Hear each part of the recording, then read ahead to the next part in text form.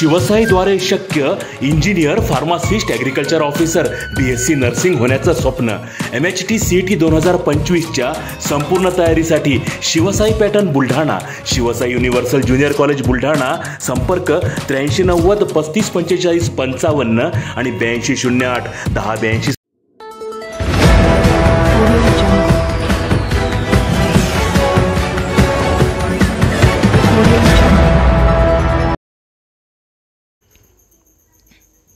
बारा जून रोजी अजितदादांच्या हस्ते माजी आमदार दिलीप कुमार सानंदा हजारो कार्यकर्त्यांसह घेणार राष्ट्रवादीत प्रवेश.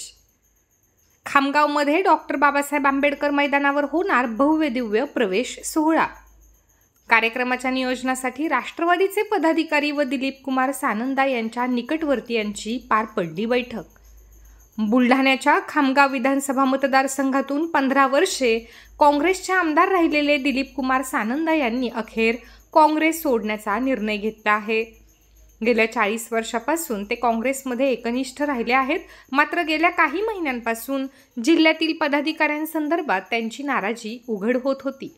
कालच त्यांनी आपल्या काँग्रेसच्या सदस्यत्वाचा राजीनामा दिला आणि आज राष्ट्रवादीचे प्रमुख पदाधिकारी व दिलीप कुमार सानंदा यांचे निकटवर्ती यांची बैठक पार पडली.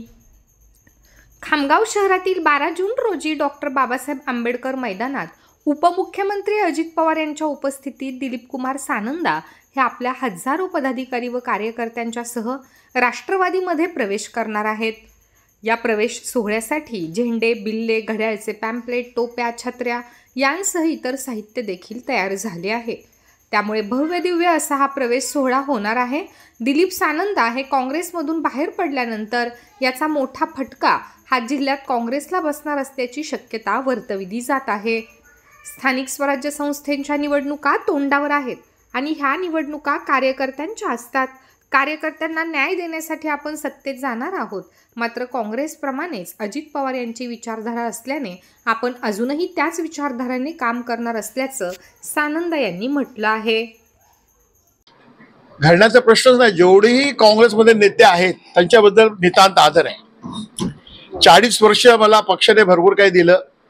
मी म्हणेल ती पूर्व दिशा खामगाव मतदारसंघामध्ये होती. त्यानंतर एखाद्या वेळेस टाय देखील आला तर मोठ्या नेत्याने म्हटलं याला तिकीट द्यायचं. मी म्हटलं नाही. तरी मी म्हटलं ते मान्य झालं. आजपर्यंत मी अल्पसंख्याक समाजाचा असताना देखील पक्षाने मला भरपूर दिलं. त्यांचे उपकार तर मी आयुष्यभर फेडू शकणार नाही.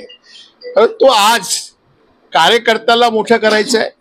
दादांचा जो पक्ष आहे, शाहू फुले आंबेडकर, महात्मा गांधी, मौलाना अब्दुल कलाम आझाद, तोच विचारसरणीचा आहे. कार्यकर्त्यांना आता सत्तेमध्ये राहून लोकांची सेवा करण्यासाठी सत्तेचा मार्ग पाहिजे.